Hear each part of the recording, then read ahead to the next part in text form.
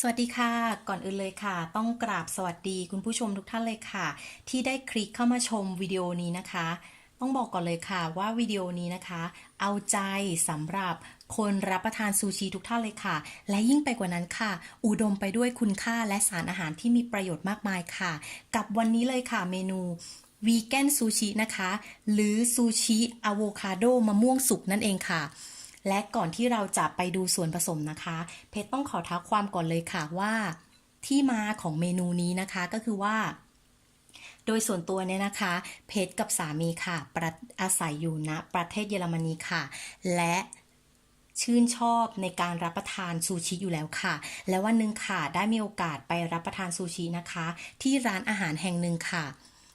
ร้านอาหารแห่งนี้นะคะเขาเสิร์ฟเป็นบุฟเฟ่ค่ะและเราก็ต้องสั่งอาหารมาเป็นคำๆค่ะเมนูนี้มาจากสิ่งที่เราสั่งผิดนั่นเองค่ะเราไม่ได้ตั้งใจจะสั่งเมนูนี้มารับประทานกันนะคะคือหางตาของเพชรเนี่ยค่ะได้เหลือบไปเห็นนะคะมีก้อนข้าวปั้นค่ะแล้วก็มีปลาชิ้นโตค่ะเสิร์ฟอยู่ด้านบนโดยส่วนตัวเป็นคนชอบทานปลาดิบอยู่แล้วเป็นชีวิตจิตใจค่ะและเราเนี่ยก็เลยเห็นว่าหู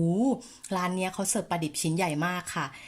แต่ว่าปลาดิบของร้านเขาอะค่ะสีมันจะออกส้มๆนะคะเฟดเป็นออกเหลืองๆเพชรก็เลยบอกสามีว่าสั่งมาเลยค่ะ5 คำโตๆด้วยความที่โลภมากและหลังจากนั้นค่ะเมื่อเราได้รับเมนูของเรามานะคะเมื่อมีคนเอามาเสิร์ฟเราก็ต้องตะลึงค่ะกับสิ่งที่เราเห็นเพราะว่ามันเป็นซูชิมะม่วงสุกสอดไส้ด้วยอะโวคาโดโรอะค่ะเราก็ไม่เคยไม่เคยพบอะค่ะเมนูนี้มาก่อนหรือว่าเพื่อนๆบางท่านนะคะเคยอาจจะไปรับประทานตามร้านอาหารซูชิแห่งอื่นมาก่อนนะคะแต่สำหรับเพชรเนี่ยต้องบอกเลยว่าเป็นการเปิดโลกทัศน์จริงๆค่ะสำหรับเมนูนี้นะคะด้วยความที่เราไม่ได้คาดหวังเลยค่ะว่ารสชาติมันต้องเป็นอย่างไรเนาะและพอเราทานเข้าไปอะค่ะเพชรต้องบอกเลยว่ามันอร่อยค่ะอร่อยแล้วก็ละมุนลิ้นมากค่ะและมันมีหลาย texture นะคะในคำเดียวแล้วก็เพชรอธิบายยากมากค่ะแต่เพชรรับประกันแน่นอนค่ะว่าเพื่อนๆคนไหนนะคะที่ลองไปทำตามนะคะแล้วก็จะชอบเมนูนี้แน่นอนค่ะก่อนที่เราจะมาเริ่มนะคะขอแนะนำส่วนผสมก่อนค่ะสำหรับนางเอกวันนี้เลยค่ะ เป็นข้าวญี่ปุ่นนะคะสำหรับทำซูชิโดยเฉพาะนะคะมีหลากหลายยี่ห้อนะคะสำหรับวันนี้เพชรก็ใช้ข้าวตัวนี้นะคะข้าวญี่ปุ่นนะคะเพชรจะใช้จำนวนปริมาณ400 กรัมนะคะขั้นตอนแรกค่ะเราไปล้างข้าวกันเลยค่ะข้าว400 กรัมนะคะ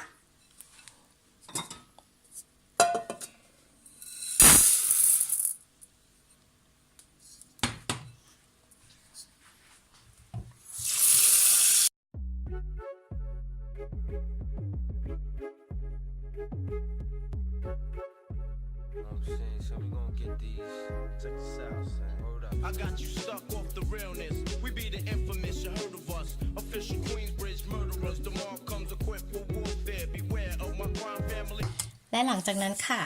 เราก็มาเติมน้ำเปล่านะคะ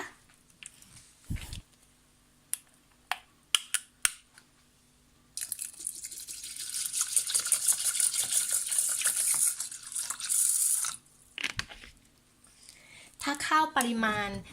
400 กรัมนะคะแนะนำให้ใช้น้ำเปล่า500 มิลลิลิตรค่ะด้วยความที่เพชรทำมามากกว่าเกิน5 รอบนะคะเพชรก็เลยกะประมาณด้วยสายตาเอาเนาะก็คือใช้น้ำให้ท่วมข้าวค่ะเราไปหุงข้าวกันเลยค่ะ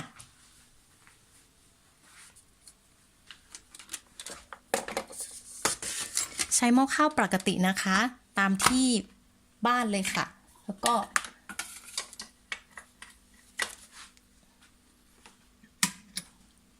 ระหว่างที่เรารอข้าวสุกนะคะเราจะมาเตรียมนะคะ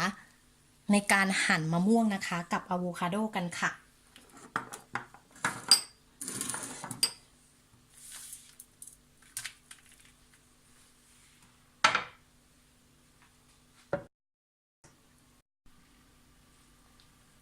เรามาเตรียมส่วนผสมกันก่อนเลยนะคะเพื่อน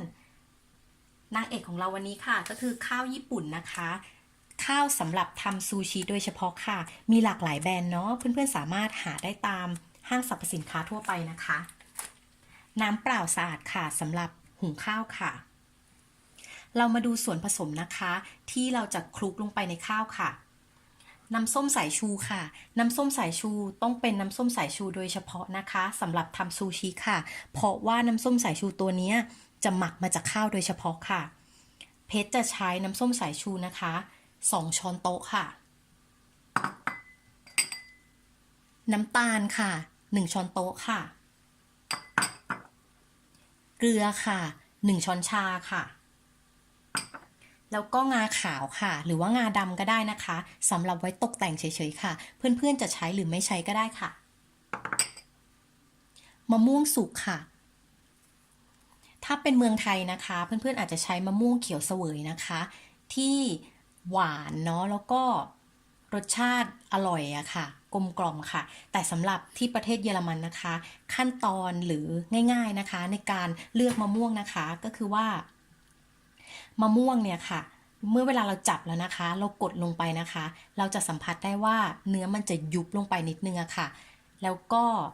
สีเปลือกเห็นไหมคะมันจะเฟดจากสีเขียวนะคะเริ่มเป็นสีแดงแล้วค่ะแล้วก็อะโวคาโดค่ะอะโวคาโดที่โซนยุโรปนะคะมีอยู่2 สีค่ะแต่ว่าเพจแนะนำให้ใช้เป็นเปลือกสีดำนะคะเพราะว่าโดยส่วนตัวนะคะซื้อมาทำอะค่ะเกี่ยวกับอาหารญี่ปุ่นเนาะไม่ว่าจะเป็นสลัดญี่ปุ่นก็จะใช้อะโวคาโดเปลือกสีดำค่ะเพราะว่า texture ค่ะเนื้อจะละมุนลิ้นมากค่ะแล้วก็มีรสชาติหวานด้วยค่ะสาหร่ายนะคะใช้สำหรับห่อค่ะส่วนห่อนี้นะคะก็บรรจุทั้งหมด5 แผ่นด้วยกันค่ะที่ขาดไม่ได้เลยค่ะเสื่อนะคะในการโลค่ะเพื่อนๆสามารถหาซื้อได้นะคะตามห้างสรรพสินค้าทั่วไปราคาไม่แพงนะคะ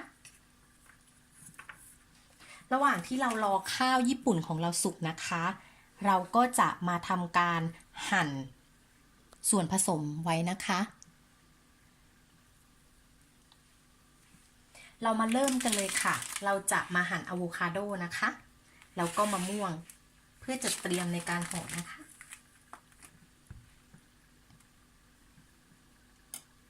ขั้นตอนแรกนะคะ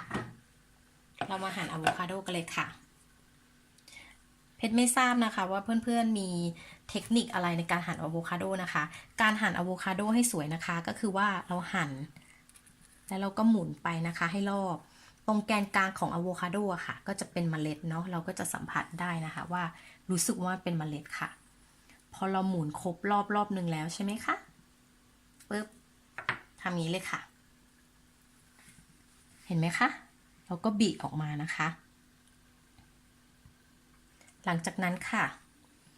เราก็ใช้ช้อนนะคะเพชรเอาอันนี้ดีกว่าค่ะ Who got enough shots to share for all those who wanna profile and pose? Rock you in your face, stab your brain with your nose bone. You all alone in these streets, cousin. Every man for theyself in his land, we be gunning. And keep them shook crews running like they supposed to. They come around, but they never come close to. I can see it inside your face, you're in the wrong place. Cowards like you just get their whole body laced up with bullet holes and such. Speak the wrong words, man, and you will get touched. You can put your whole army against my team, and I guarantee you it'll be your very last time breathing. Your simple words just don't move me. You're minor, we major. You're all up in the game and don't deserve to be a player. Don't make me have to call your name out. Your crew is featherweight. My gunshots will make you levitate. I'm only 19, but my mind is older. When the things get for real, my warm heart turns cold. Enough to get deceased. Another story gets told. It ain't nothing really. And yo, done spark the Philly, so I can get. หลังจากที่เราเตรียมอะโวคาโดเสร็จนะคะเราก็มาเตรียมมะม่วงกันเลย If I die, I couldn't choose a better location when it starts penetrating. Feel a burning sensation, getting closer to God in a tight situation now. Take these words home and think it through. Or the next rhyme I write might be about you, son. They shook. Cause ain't no such things as halfway crooks. Scared to death and scared to look. They shook. Cause ain't no such things as halfway crooks. Scared to death and scared to look. Living the life that is diamonds and guns. There's numerous ways you can choose to earn funds. Some get shot, locked down, and turn nuns. Cowardly hearts and straight up shook ones, shook ones. He ain't a crook, son. He just a shook one. 242. Yo, happy, you know what I'm saying?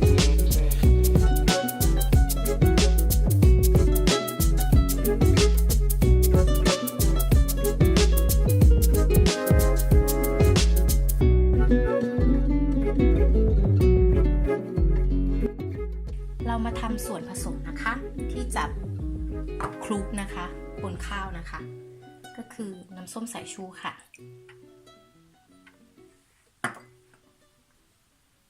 น้ำตาลค่ะเกลือค่ะ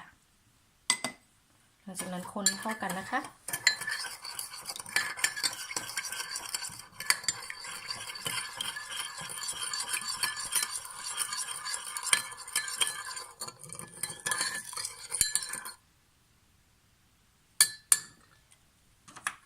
เราจะนำเข้าไมโครเวฟนะคะทำให้ร้อนค่ะแค่10 วินาทีก็พอค่ะ10 วิค่ะระหว่างนี้นะคะเราก็มาดูข้าวเรานะคะข้าวเราสุกแล้วนะคะจะเป็นดั่งตามที่เราหวังหรือเปล่า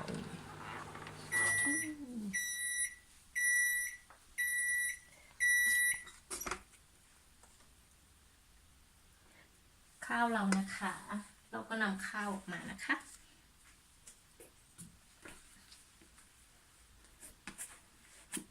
สักครู่นะคะ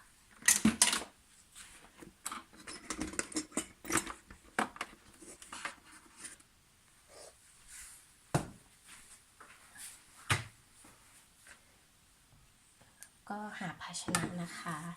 อีกใบหนึ่ง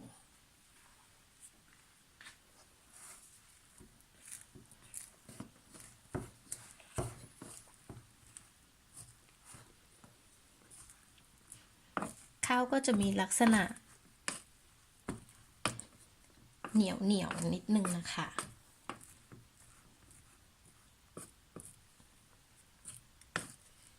เพชรเห็นเพื่อนๆบางคนนะคะบอกว่าสามารถใช้ข้าวสวยนะคะผสมข้าวเหนียวไทยทำได้แต่ว่าเพชรยังไม่เคยลองนะคะหลังจากนั้นค่ะ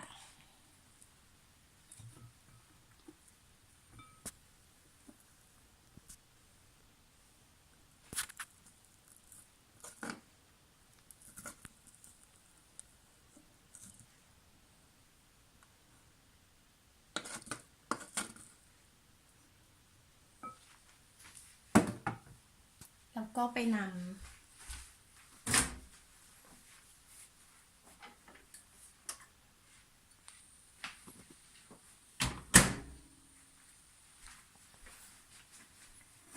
ส่วนผสมนะคะที่เรา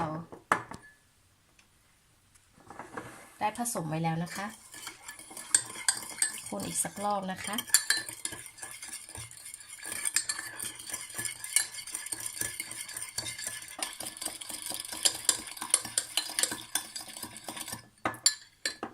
แล้วก็นำไปราดบนข้าวค่ะก็คลุกค่ะ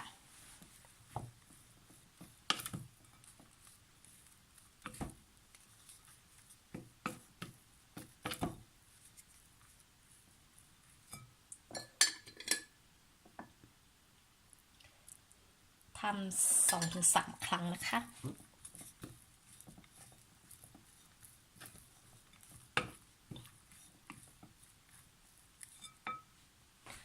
เราจะมาโรยกันนะคะ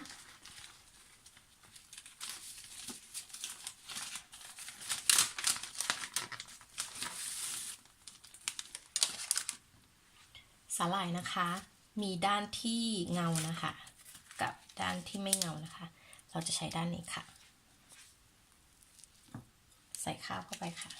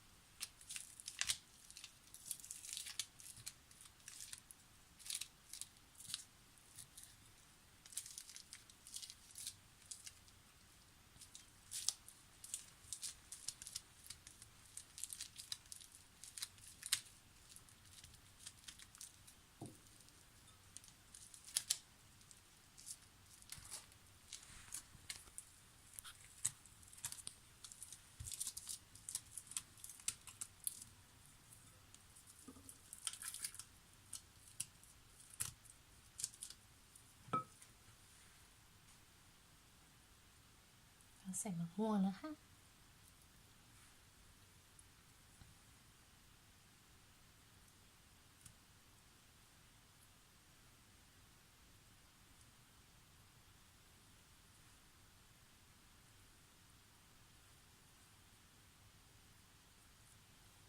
โดยส่วนตัวนะคะชอบทานอะโวคาโดค่ะ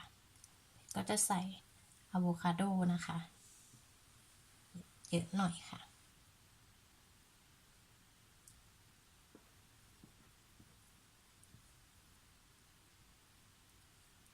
โอเคค่ะจับไว้นะคะ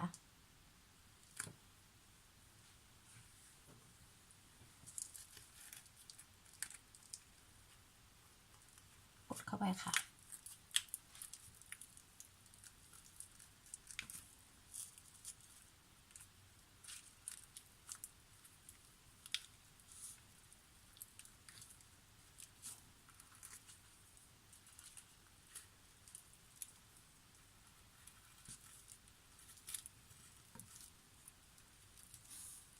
ถ้าเราคิดว่ามันใหญ่เกินไปนะคะเราก็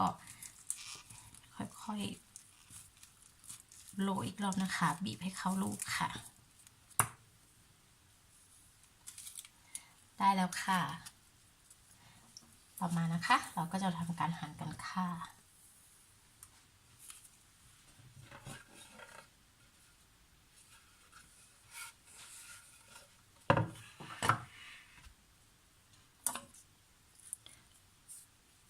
เราจะตัดหัวท้ายออกก่อนนะคะ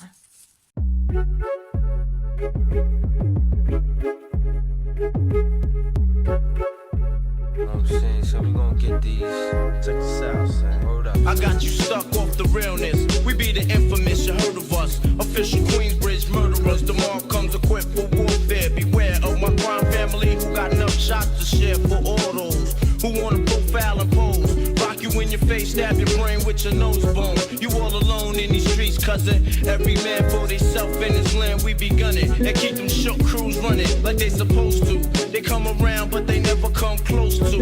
I can see it inside your face. You're in the wrong place. Cowards like you just get their whole body laced up with bullet holes and such. Speak the wrong words, man, and you will get touched. You can put your whole army against my team, and I guarantee you it'll be your very last time breathing. แล้วแต่เสิร์ฟนะคะ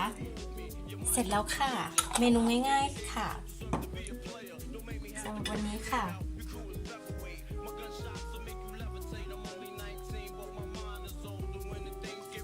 สามารถทำทานได้กันทั้งครอบครัวเลยนะคะ รับรองค่ะอร่อยแน่นอนค่ะ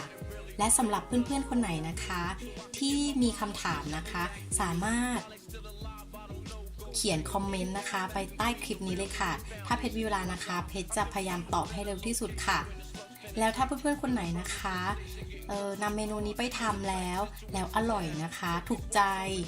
สามารถคลิกไลค์นะคะเพื่อเป็นกำลังใจให้เพชรนะคะแล้วก็จะเป็นการยินดีมากเลยค่ะถ้ากด Subscribe นะคะปุ่มแดงๆเพื่อติดตามเพชรนะคะในคลิปต่อไปค่ะขอบคุณมากค่ะ Numerous ways you can choose to earn funds. Some get shot, locked down, and turn nuns. Cowardly hearts and straight up shook ones. He ain't a crook, son.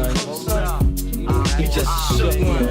242. Yo, happy birthday, you know what I'm saying?